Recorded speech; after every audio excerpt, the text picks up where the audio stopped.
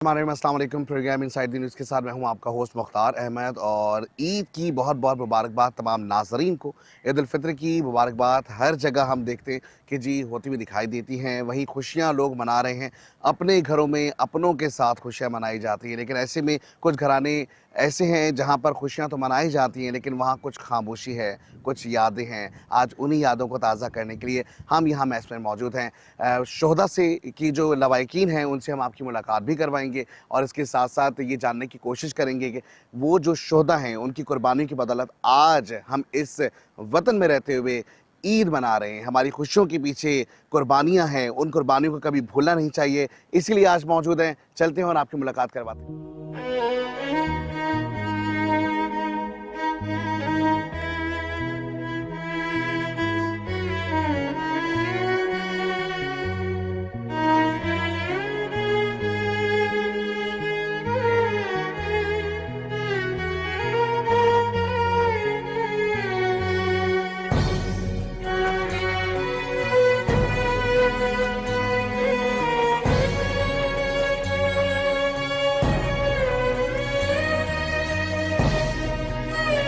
और जैसे कि मैंने आपको बताया था कि हम शोहदा की फ़ैमिली से आपकी मुलाकात करवाएंगे और इस वक्त मैं इंस्पेक्टर शारिक शहीद की फ़ैमिली के हमरा मौजूद हूँ और जिस तरीके से ईद का त्यौहार है हम इनसे भी जानने की कोशिश करेंगे। मेरे साथ इंस्पेक्टर शारिक शहीद की बेवा मौजूद हैं। सबसे पहले तो आपको बहुत बहुत ईद मुबारक हो।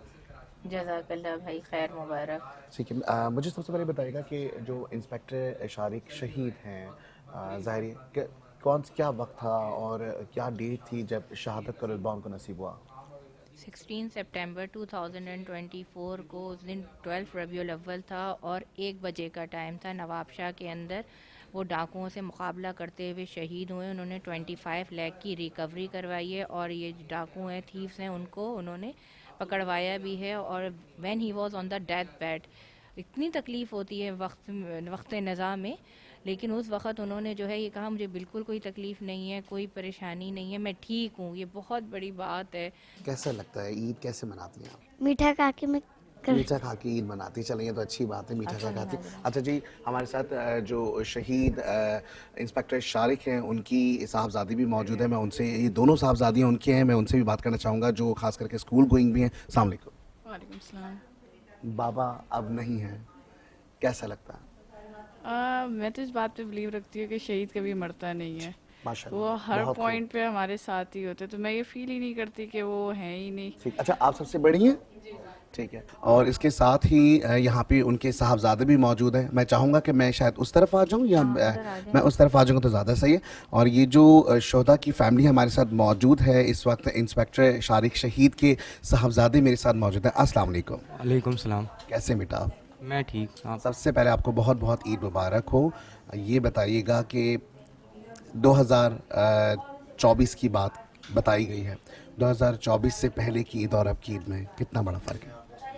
देखिए अभी भी और उसमें कोई फ़र्क नहीं है क्योंकि शहीद हमेशा माशाल्लाह, ज़िंदा होता है। माशाल्लाह, ये तो बहुत आपको अच्छी ये बात है। महसूस नहीं करना चाहिए कि वो वफ़ात पा चुका है, आपको उसे यही महसूस करना चाहिए कि वो वो ज़िंदा आपके है, पहली साथ बात मौजूद तो। हैं, आपके दिलों में मौजूद हैं, हम जी। सब के दरमियान मौजूद हैं, ये बहुत अच्छी बात है। 17 साल के आप ये आपका ये बेटा है असद, जिसका आपने मुझे नाम बताया, मैं इनसे भी बात करना चाहूँगा। अस्सलाम वालेकुम। वालेकुम अस्सलाम। पहले तो बेटा रोने की ज़रूरत नहीं है, जी आपके वालिद साहब अभी भी मौजूद हैं, जी ऐसी बात नहीं अभी है। अच्छा मुझे ये बताइएगा कि पढ़ लिख के क्या बनना चाहते हैं आप? जी बिल्कुल, मेरे अब्बू की भी ख्वाहिश है और मेरी भी ख्वाहिश है कि मैं पढ़ लिख कर पाकिस्तान जो सिंध में मतलब जाऊँ, अपने मुल्क के लिए खिदमत पेश करूँ, अपने मतलब अपने बाबा की तरह बन सकूँ जैसे उन्होंने अपनी जान का नजराना पेश किया है। इसी तरह इंशाल्लाह हम भी अपने मुल्क के लिए अपने जान का नजराना पेश करेंगे इंशाल्लाह। जी भाई, उनकी बहनें, उनके सारे ख़ानदान वाले उन्हें बहुत याद करते हैं क्योंकि वो बहुत ज़्यादा हंसमुख थे, बहुत ही ज़्यादा हंसमुख थे, मजाक बहुत ज़्यादा करते थे। तो इस वजह से कोई मतलब ऐसी बात नहीं थी उनकी कि उन्हें किसी बात पे गुस्सा आ जाता था। अगर कोई अब एक बात ये कि उन्हें उनकी कभी किसी के साथ कोई लड़ाई नहीं हुई, कभी कभी। और मेरे साथ जैसे हस्बैंड वाइफ में होती है ना लड़ाई वगैरह, ऐसा कभी उनके साथ हमारे साथ हमारे बीच में ऐसा कभी कुछ नहीं हुआ। और वैसे भी उनके भाई बहन ये भी सब कहते हैं कि वो बहुत हंसमुख थे। इस वक्त मेरे साथ मौजूद हैं जावेद इकबाल शहीद की बेवा, मैं उनसे बात करना चाहूँगा। अस्सलाम वालेकुम। वालेकुम सलाम। सबसे पहले तो आपको ईद की बहुत बहुत मुबारकबाद। खैर मुबारक। मैं जानना चाहूँगा ख़ास करके जावेद इकबाल शहीद के हवाले से कि कौन सा वो दिन था, वो डेट थी जब शहादत की ये खबर आप तक पहुंची? 7 सितंबर 2015। 7 सितंबर 2015। क्या सोच रही थी जब फ़ोन आया या इतला आप तक पहुंची कि आपके जो हस्बैंड हैं वो शहीद हो गए हैं? क्या एहसास थे आपके? बड़ी ईद थी, मैं शॉपिंग कर रही थी बड़ी ईद की, 10 दिन बाद बड़ी ईद थी। 7 सितंबर 2015 को वो शहीद हुए और 12 को उसने छुट्टी आना था। मुझे वो कह रहे थे कि मेरे आने से पहले पहले सारा अपने काम ख़त्म कर लो, फिर सिर्फ मेरा टाइम होगा। उस दिन कहाँ पर मौजूद थे उस वक्त आप, और आप कहाँ पर मौजूद थे? मैं इधर कराची में थी, वो कच्चे के इलाके में थे, उधर कश्मीर में। हाँ, एक दिन पहले बात हुई थी शाम में, तो उस वक्त उन्होंने बताया था मैं छुट्टी आ रहा हूँ। मैंने कहा ठीक है, बात करिए जा रहे थे। मैंने कहा क्या आपको कोई काम नहीं है जो बात करिए जा रहे? मैं तो किचन में लगी हुई थी। तो कहने लगा यार तंग आ गई हो।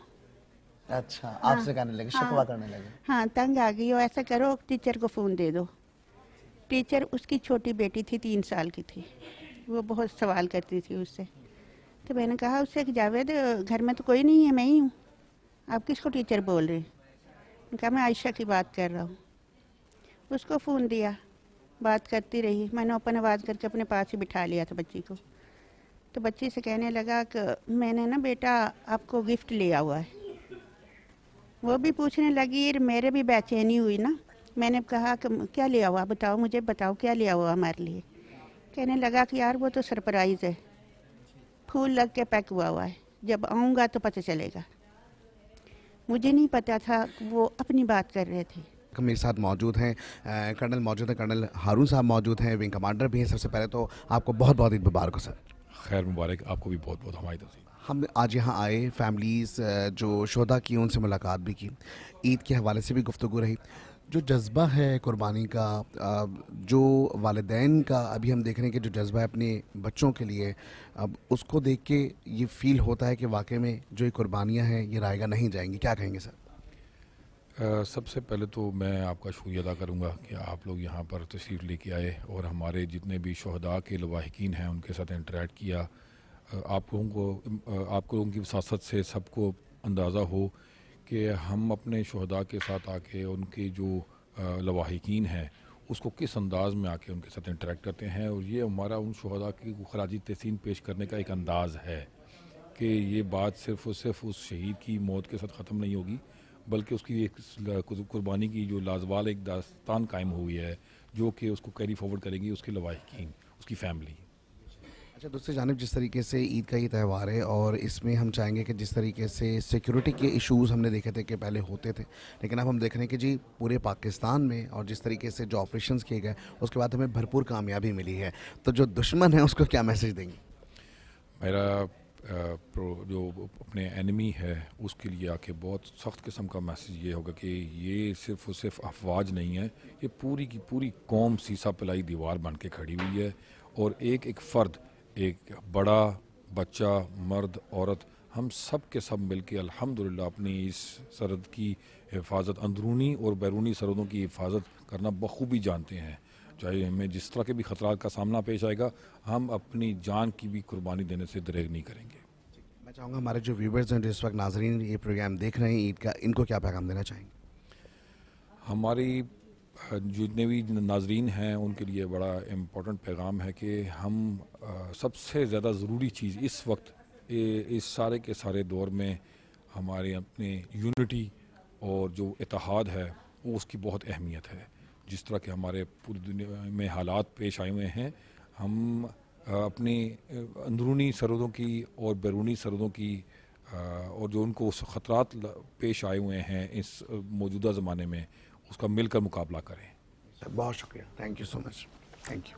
नाज़रीन, जिस तरीके से आपने देखा कि हमने आपकी मुलाकात करवाई ख़ास करके शोधा की फ़ैमिली से। इस ईद में, हर त्यौहार में हमें चाहिए कि हम अपने शोधा की फ़ैमिली को हमेशा उनके दुख को भी बाँटें, अपनी खुशियाँ भी उनके साथ बाँटें और इसी तरीके से ईद को सेलिब्रेट करें। वहीं हमने देखा कि जी मुल्क के और कौम के जो सिक्योरिटी के हालात हैं, इसके लिए चाको चौबंदस्ते, अफ़वाज पाकिस्तान, तमाम इदारे इस वक्त भरपूर तरीके से लगे हुए हैं। हम पूरी बाहैसियत कौम अपनी मुल्क मिल्लत के लिए कुर्बानी देने के लिए हमें दरेक नहीं करना चाहिए। इसी के साथ ही प्रोग्राम का वक्त अख्ताम की जानिब बढ़ रहा है। ज़िंदगी और हालात ने दिया साथ तो होगी इंशाल्लाह आपसे फिर मुलाकात। अपना बहुत ज़्यादा ख्याल रखिएगा। पाकिस्तान जिंदाबाद, पाकिस्तान हमेशा जिंदाबाद रहेगा। ईद मुबारक एक बार फिर आप लोगों को।